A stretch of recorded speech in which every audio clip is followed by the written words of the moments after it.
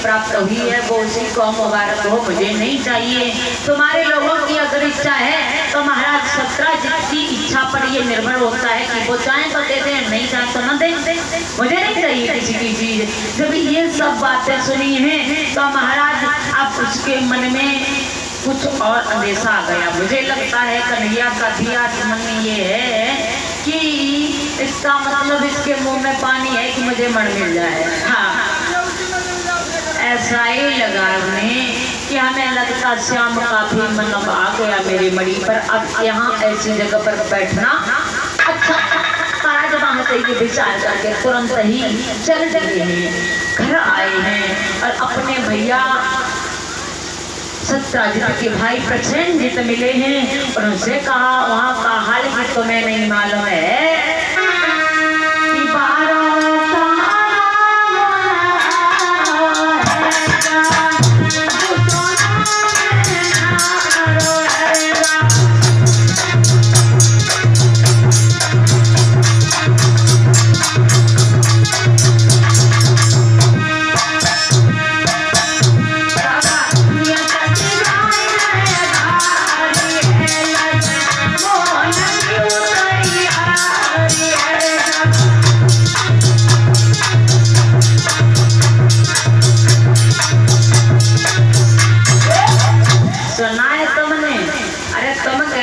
कि हमारा राजा बहुत सुंदर है महाराज, पर मैंने आज देखा है कि उसकी भी नीयत खोटी है। हाँ, उसने भी विचार किया कि मुझे मिल जाए पर हमने नहीं दी, मैं तो अपनी पहन के चला आया हूँ।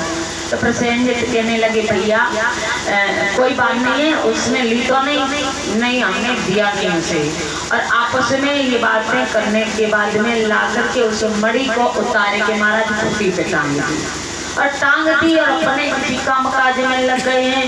तो उनके भैया प्रसेनजित ने उस मड़ी को लेकर पहन लिया और पहन के मन में विचार आया, क्योंकि होनी जो होती है वो होनी रुकती नहीं है, होनी होती नहीं है। होनी बस संसार है जड़ चेतन और विधि हरि हरि की जोत है सुंदर मन के। यानी संसार में परमपिता परमात्मा भी होनी के वशीभूत है। महाराज जब देखा है तो प्रसेनजित ने वो मड़ी पहन ली और पहनने के बाद में वो समझ नहीं पाए, कुछ सोच नहीं पाए। एक रोज उनके मन में भाव आया है तो वो घर से निकल गए हैं और निकलने के बाद में जंगल की तरफ घोड़े पे सवार हो गए।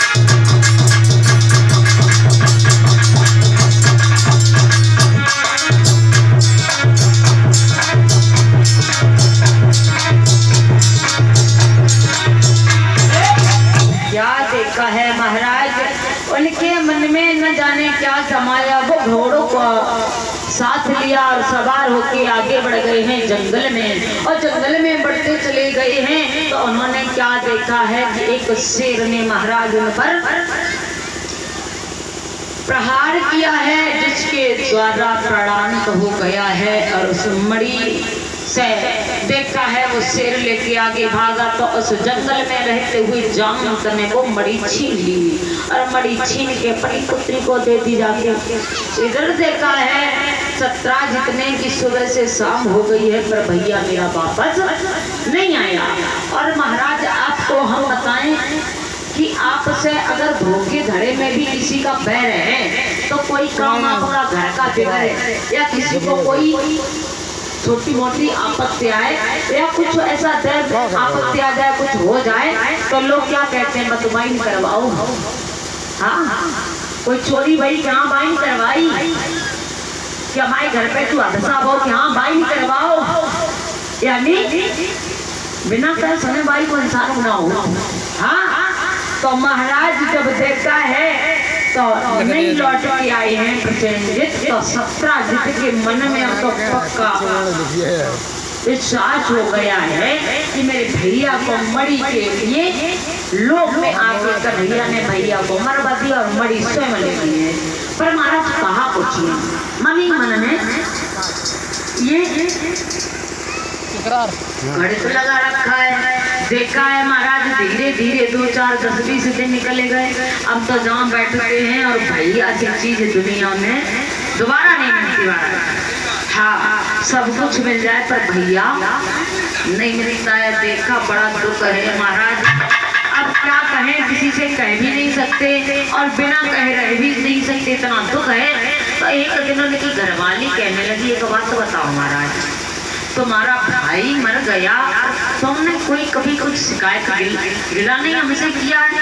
अरे भैया के समान कोई चीज संसार में होती है पर तुम्हें कोई मतलब नहीं। तो आप कोई कुछ न दे दी, अब जो हुआ सब ठीक हुआ। कैसी बात करते हो ठीक हुआ? अरे तुम्हें क्या दुख है? दुख तो हमें पूछो, हमारे देवर थे, हमें मालूम कितना उनका दुख हमें है, पर तुमने कुछ नहीं कहा। तुम्हें अगर दुख होता तो कुछ खबर लगाते, कोई पता लगाते, कहाँ गए, कैसे मरे, क्या हुआ क्या नहीं, तुम कुछ बताए नहीं।